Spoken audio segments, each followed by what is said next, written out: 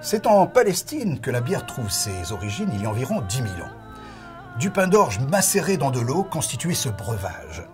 Plus tard, en Égypte, sous Ramsès II, apparaissent de véritables brasseries d'État. Et ce vin d'orge va également servir d'offrande aux dieux. La bière gagne progressivement l'Europe et les Romains, bien que grands consommateurs de vin, cultivent également l'orge dans les régions du Nord moins adaptées à la vigne. C'est d'ailleurs à cette époque que nos ancêtres les Gaulois produisent la fameuse cervoise. Ce sont eux d'ailleurs qui sont à l'origine des tonneaux de bois qui petit à petit vont remplacer les amphores. Lors de la chute de l'Empire romain, les moines récupèrent les méthodes de fabrication et développent des brasseries dans la plupart des abbayes. Mais à la fin du XVIIIe siècle, sous la Révolution française, des monastères, des abbayes sont détruits et c'est Napoléon qui, dans le cadre d'une relance générale de l'économie, va permettre la reprise des activités brassicoles. La brasserie de Gaillan voit le jour en 1919. Ici, on conçoit une bière comme on élève un bon vin. Les méthodes artisanales demeurent une tradition et la qualité prime sur la quantité. L'originalité, la saveur, la finesse d'une bière sont toute l'alchimie qu'un maître brasseur puise dans des formules ancestrales. La mise au point d'une bière, c'est en fait l'équilibre entre les grands goûts qui se marient dans une bière. Les goûts viennent soit des matières premières céréales, soit du houblon et de son amertume, soit d'épices qu'on peut rajouter à la bière, ou d'arômes. Et donc, il faut éviter de trop pousser différents goûts pour que l'équilibre se reste dans la bière. Si on fait une bière très amère, il faut éviter qu'elle soit en même temps très parfumée, parce que le consommateur va pas retrouver le type de la bière et l'équilibre ne sera pas bon. Chaque céréale apporte des goûts un peu différents. Le blé va être un peu plus acidulé, le malt d'orge va apporter plus de bouche. Et donc, on va se régler avec les différentes céréales, les grains crus, tels que le riz ou le maïs, et le blé, pour avoir l'équilibre que l'on recherche dans la bière. Ici, à Gaillan, le brassage se fait à l'ancienne par décoction dans ces grandes cuves en cuivre. Le malt d'orge concassé à l'état de farine est mélangé à de l'eau. C'est ce qu'on appelle l'empâtage. Le mélange ainsi obtenu est chauffé à différentes températures durant 3 heures. Les enzymes contenues dans le malt transforment alors les amidons en sucre. Ces sucres auront la particularité de se convertir en alcool plus tard. La pâte décante ensuite dans une cuve équipée d'un fond filtrant et au bout d'1 heure, elle est rincée. Les résidus qu'on appelle drèches sont extraits. Ces drèches sont récupérées par le fond de la cuve car elles ont une valeur énergétique importante. Très appréciées dans l'alimentation du bétail, elles sont acheminées vers les exploitations agricoles. Le liquide, qu'on appelle mou, est collecté à son tour vers cette autre chaudière. Le houblon y est ajouté et la composition est portée à ébullition pendant 1 heure. C'est à ce moment que le breuvage acquiert son amertume. L'ensemble est maintenant refroidi, oxygéné et envoyé dans ces grandes cuves maintenues à température constante. Des levures y sont injectées et les sucres contenus dans le mou se transforment alors en alcool et en gaz carbonique. C'est le principe de la fermentation. Cette opération dure de 3 à 10 jours selon le type de bière en préparation.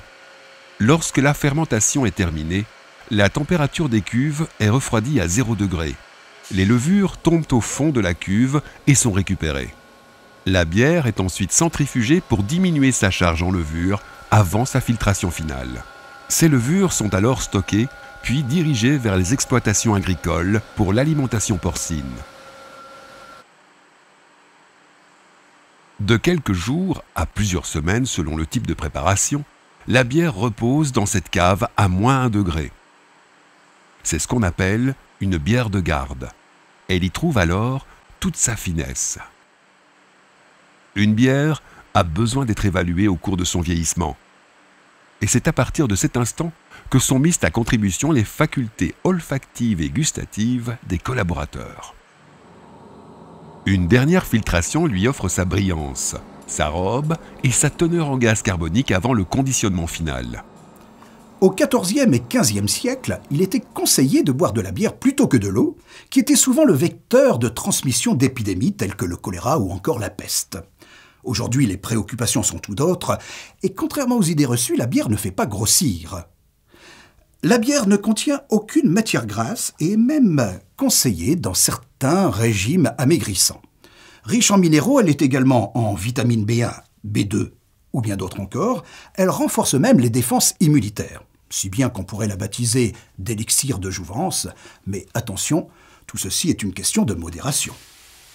Aujourd'hui, les règles sanitaires sont de plus en plus sévères. Il est inconcevable de proposer un produit de consommation alimentaire sans précaution rigoureuse.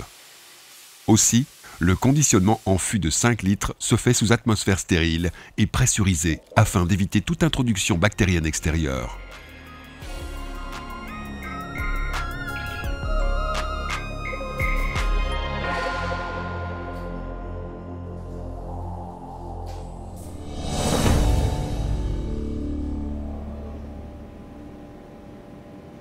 Nous sommes ici au laboratoire où je suis assisté par 2 collaboratrices qui réalisent des analyses sur les matières premières, les produits en cours de fabrication ainsi que sur les produits finis.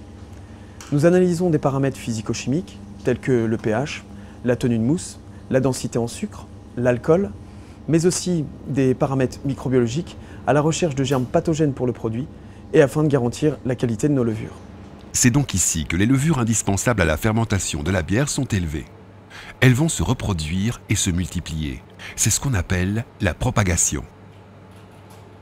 Toutes les étapes du processus de fabrication sont donc contrôlées et doivent obtenir l'agrément du laboratoire. C'est à ce stade seulement que peut débuter la dernière étape avant l'expédition.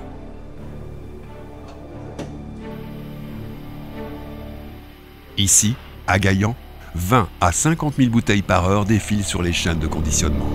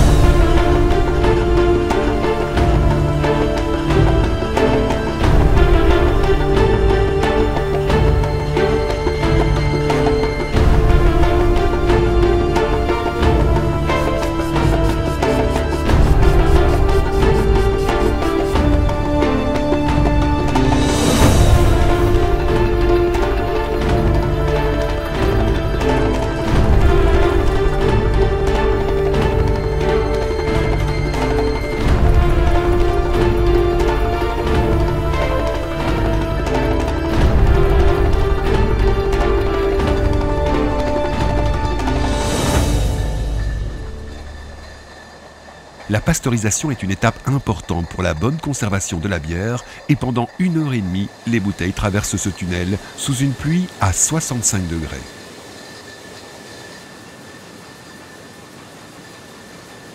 Collerettes, étiquettes et contre-étiquettes sont précieusement ajustées et collées sur les bouteilles.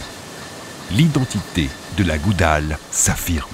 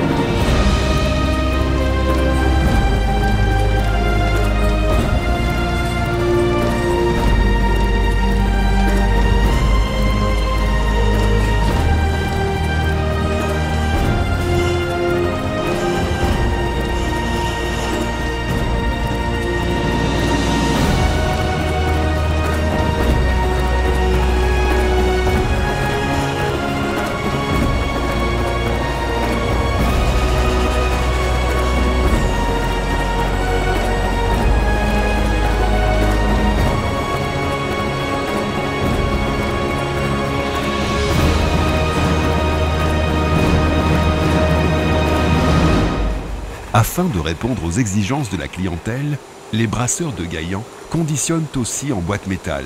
Ainsi, 20 000 boîtes à l'heure peuvent être traitées sur cette chaîne.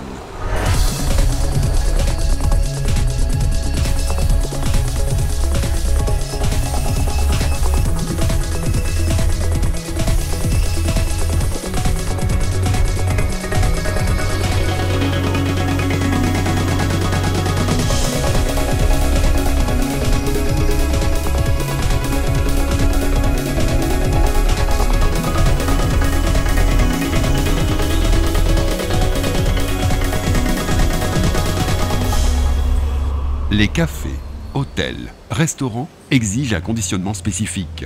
Une chaîne entièrement automatisée alimente pas moins de 200 fûts à l'heure, d'une contenance de 20, 30 ou 50 litres.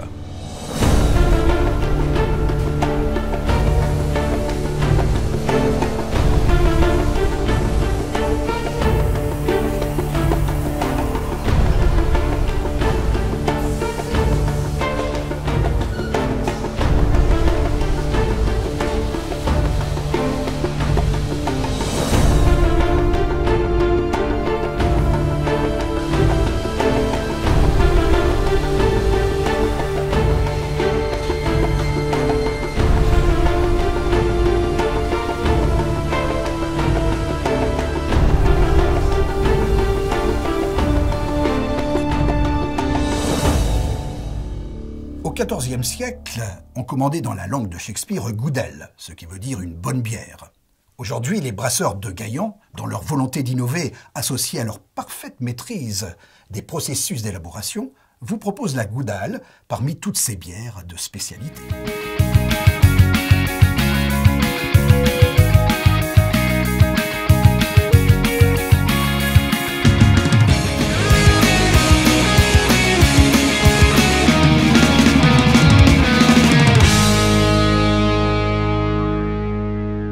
La goudale, tout simplement de l'amitié à partager.